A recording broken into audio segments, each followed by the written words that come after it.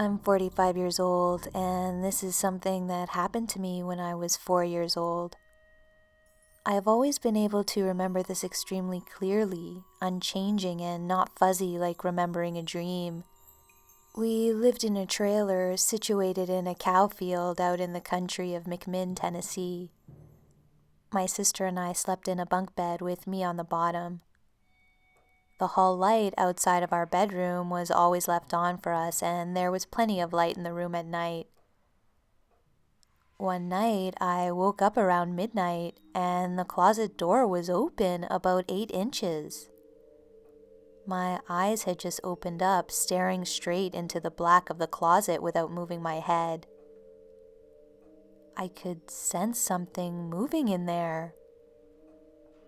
A very tiny little man was holding hands with a tiny little woman, and they were sneaking out of the closet. They were being very slow and careful in their movements. I did not move at all, but stared transfixed. They stopped and looked around, puzzled. I think they could sense someone staring at them. The man then looked up and locked eyes with me for a good 2 seconds. This scared them to death, and they ran underneath my bed, and I instantly became terrified.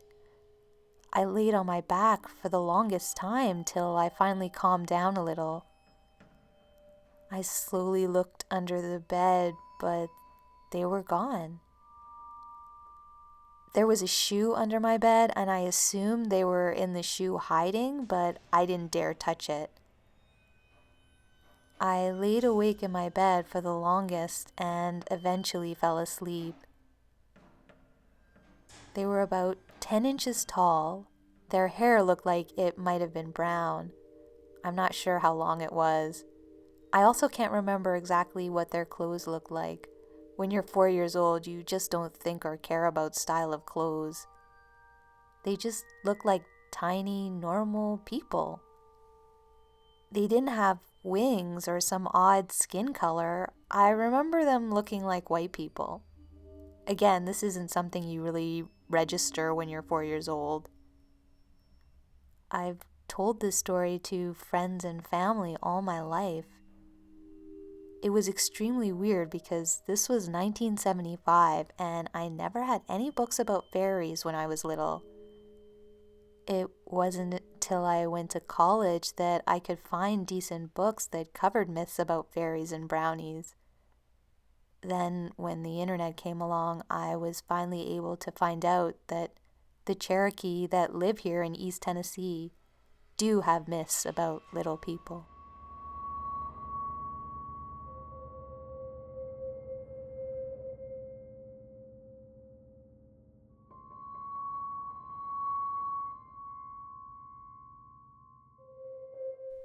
I'm a male, now 32. In my late teens and early 20s, I had a deep obsession with all things Wiccan, natural, or magical. And while I'd had paranormal experiences with spirits of various kinds, there are 2 instances that happened within a few nights of each other that I have no real explanation for. I was about 24 at the time, and I had just laid down to go to sleep as I felt especially tired this night for some reason. As I laid there on my stomach trying to fall asleep, I became aware that everything felt odd. It felt like I was underwater or something. I could move somewhat, but it took great effort as it felt like every part of my body was made of solid lead. I wasn't afraid or anything. There was no feeling of terror or dread. I just chalked it up to being tired. But as I lay there, I became aware of someone stroking my ponytail gently. I heard an unfamiliar female voice say in a hushed whisper, "Stop it! You're gonna wake him up!" Then another female voice said, "No, I won't. Just leave me be." It was still difficult to move, and time felt like it was running really slowly. But after hearing the voices, I found I was able to move. I rolled over quickly, but no one was there. Most people would probably put this off as a dream, but I don't dream that vividly, nor do I ever really remember my dreams unless they're particularly bad nightmares. A few nights later, I again laid down feeling incredibly tired and exhausted. But once I laid down, I had trouble falling asleep again. Again, that strange, slowed time feeling came over me as I laid on my stomach. And once more, I felt someone petting my ponytail. When I heard the voice this time, she was singing in a language I could probably never identify. And soon I just fell asleep. And when I woke up, I felt better than I had in a long time. It was hands down one of the best sleeps I've ever had. Nothing like that has ever happened again, but I still remember it so clearly. I would love to know who and what those mysterious voices belong to, and I often wish we could meet properly.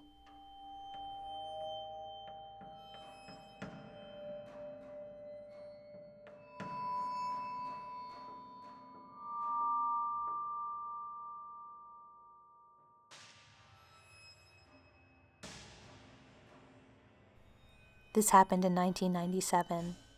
I was living in England in a small town of Munford.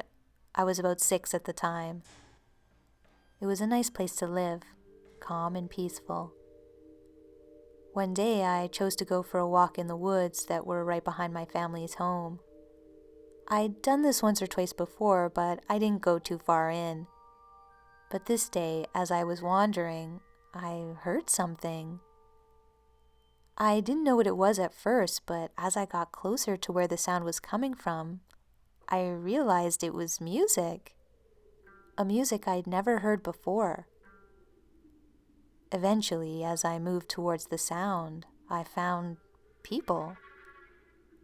They were dancing and playing music. There were also long tables full of food. The music never stopped, but one of the people came up to me and asked if I wanted to dance. At the time, nothing seemed out of place to me, so I said yes. I don't really know how long I was with them, but I danced and tried some of the food. For a 6-year-old, it was really fun. Then, at some point, I looked at my watch and saw that 2 whole hours had gone by. I told them that I had to leave. They asked me to stay a little longer, but I said, no, I have to go. They all looked at each other, disheartened.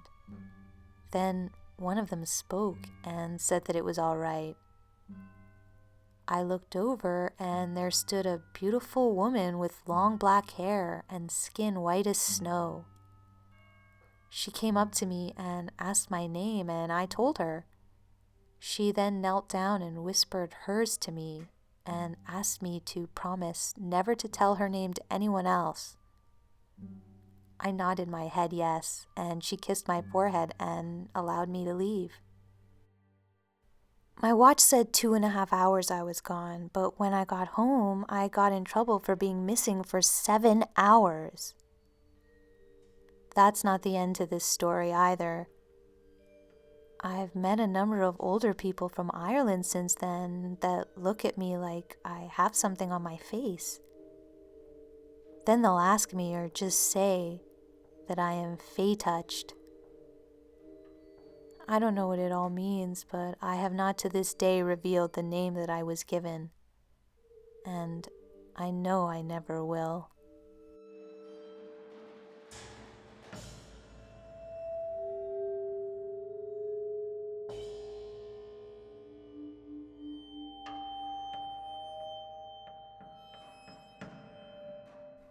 Ever since I was a little kid, I've hated most birds. Personally, I just can't stand them. Except for owls. I've always adored owls. Well, when I was 9 years old, my great-grandmother, who had raised me for a chunk of my life up until then, we were very close, passed away. About a week before she passed, I started to hear the hooting of an owl, which was weird because we hardly ever had owls around our house despite being next to several acres of woods. It was a week to the day before she passed from a blood clot in her heart. Every night that whole week, an owl sat on the windowsill of the bathroom, which was right next to my room. And this house was built when my grandparents were kids, so it's a really old house with very thin walls. I heard that owl sit there on the windowsill and hoot from the time it got dark till right before the sun came up.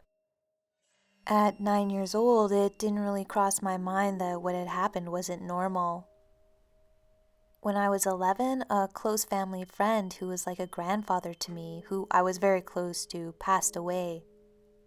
And exactly a week to the date before his death, an owl took up residence at my windowsill and hooted from the time it got dark to the time right before the sun came up that entire week. I really didn't think much about it though, because where I lived at the time we would hear the occasional hoot of an owl, though it didn't happen that often. I didn't think about the same occurrence from when my great-grandmother passed. I just assumed an owl got curious and decided to perch outside my window. Then again, when I was 13, my great-grandfather, aka Papa J, passed away, whom I was close to. Still didn't make the connection when the owl showed up a week before his death, and once again perched on the roof above my room and began this strange all-night hooting session, a week to the day before he passed. When I was 15, yet another of my great-grandfathers, aka Papa L, passed away. And a week before, I realized I had heard an owl throughout that week.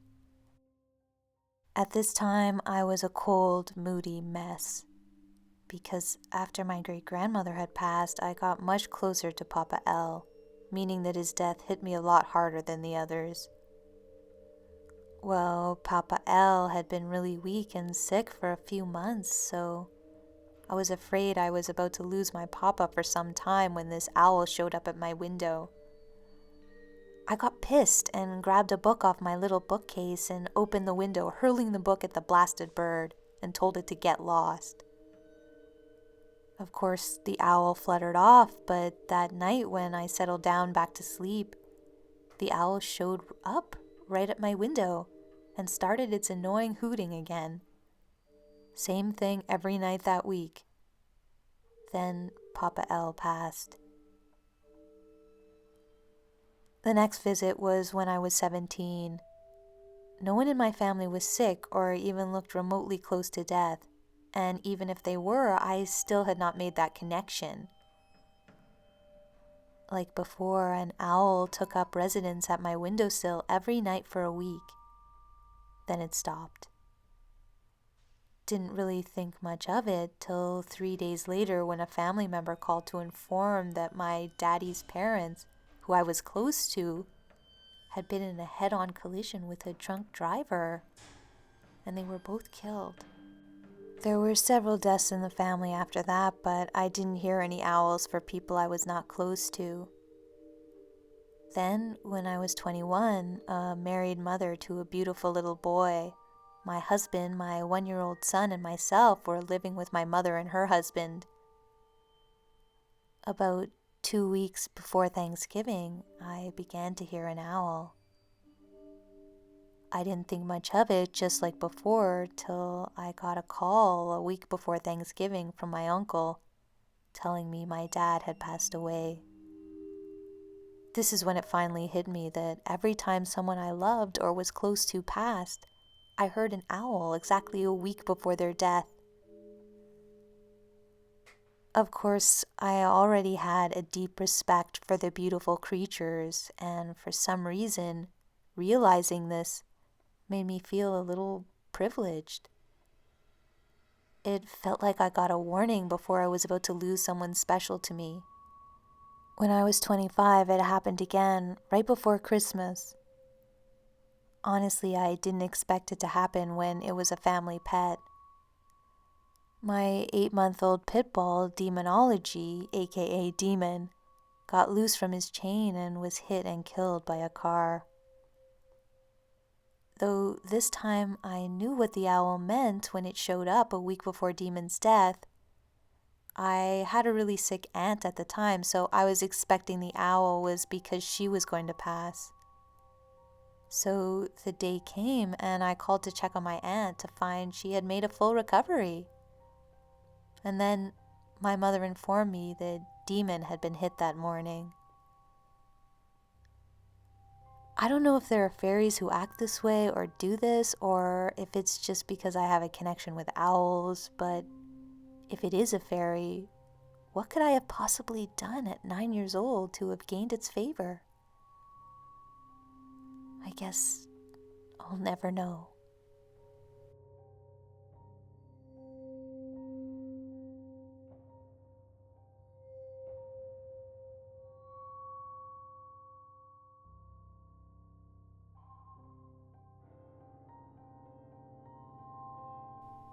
My mom is a psychic medium and has always told me about her fairy hunting stories. I never really believed her and thought she was mistaking lightning bugs or fireflies for fairies. But last night she began talking about fairy hunting again, and I decided to go with her so I could experience what my mom had talked to me about. In Lilydale, they have a fairy trail in the woods. So at around 10:30 p.m., we headed out there with a flashlight. We get about half a mile into the woods and my mom turned off all the lights and starts talking and welcoming the fairies to come in. At this point, I'm sketched out and feeling super uncomfortable about being in the woods with no light. I was more expecting to see a bear than I was a fairy. Then, almost instantly, I feel extremely calm and start seeing these flashing lights around me. I grew up in New York, and I know what a lightning bug looks like. These were not lightning bugs. It was almost like the sparks you see when you light a lighter. Whatever was making these lights were flying because you would see the lights move. Then my mom tells me to look behind me, and the tree directly behind me almost looked like it had little patches glowing in the dark. They then began to flash. They would blink in response to us when we would sing or ask questions. I don't really know what to make out of this experience. The feeling I had was like no other. Another weird part about this that makes me believe we weren't just seeing bugs was that we asked multiple questions and asked them to flash twice for yes. And every time we asked a question, we got a reply.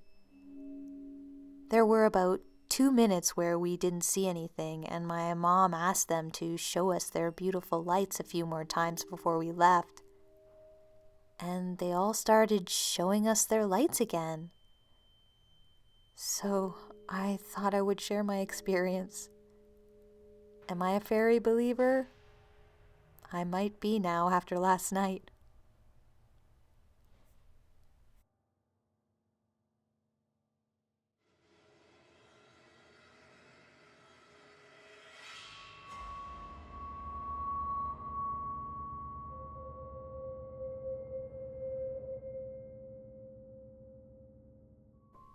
Living in Ireland my whole life, I've had quite a few experiences with fairies.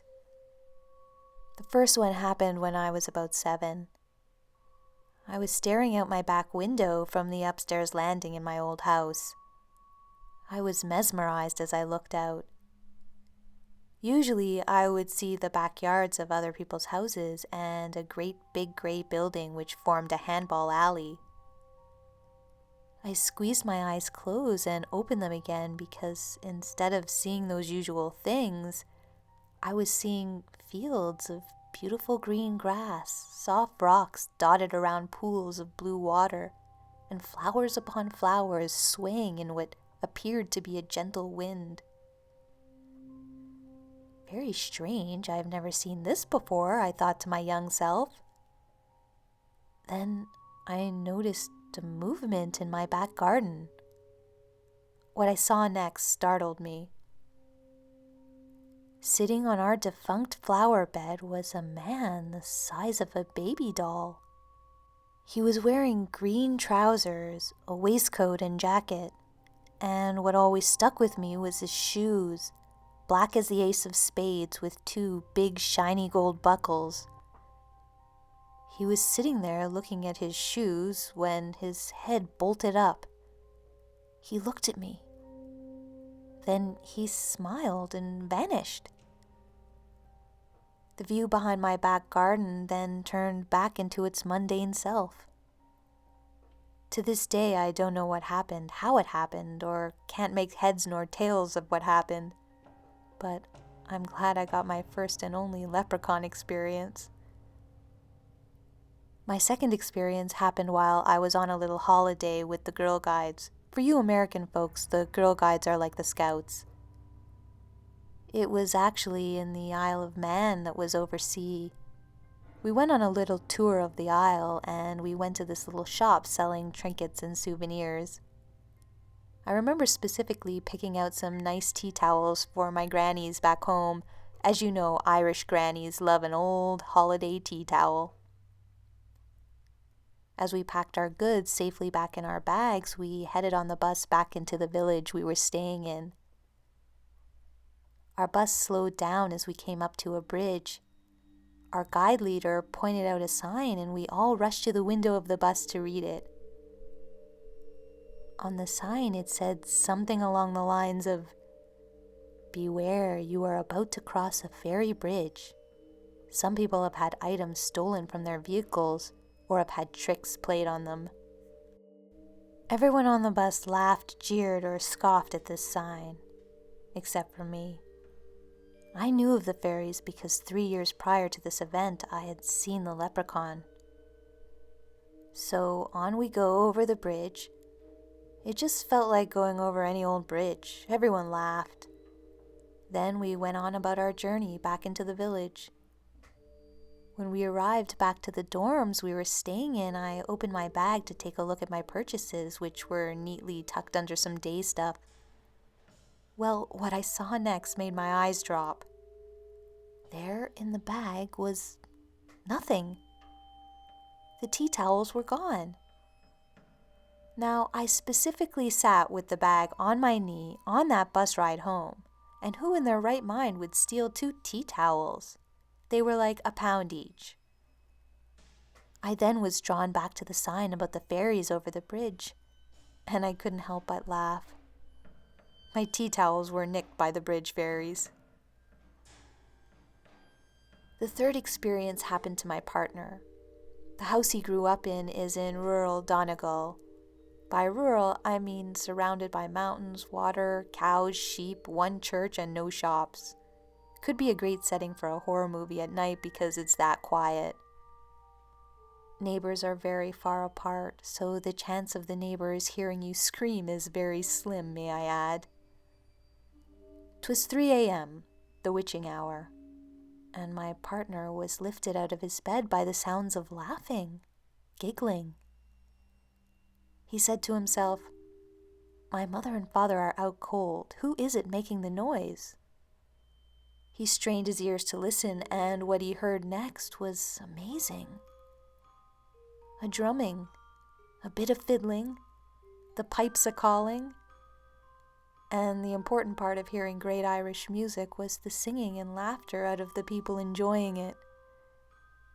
He got up to see what the commotion was and walked around his bungalow house, his parents sound asleep.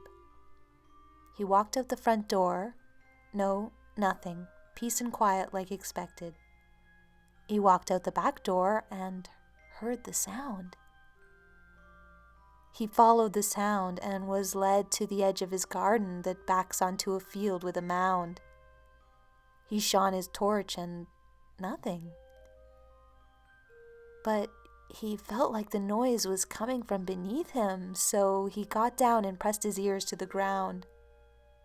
Lo and behold, the sound was coming from under the ground.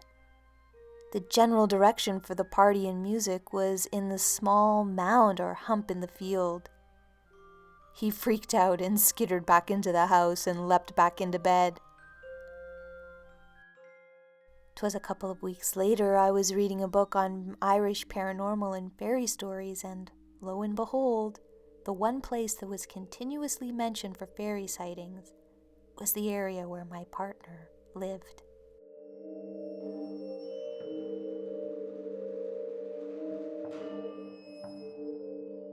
Thanks for watching, and thanks to all of the subscribers who sent in their stories, as well as the Reddit users who gave me permission to narrate theirs. Links to those ones will be in the description. If you have a fairy story to tell, I'd love to read it. You can send it to me at my email address, which is also in the description. Special thanks goes out to all my supporters on Patreon. You guys are the best and are really helping to keep this channel going. If you enjoyed this video and want to support this content, you can become a Patreon supporter as well by following the link in the description or exploring some of the other support options there as well. You can also help out by sharing, liking, commenting, and subscribing if you're new. Until next time, this has been a visit from your Scary Fairy Godmother.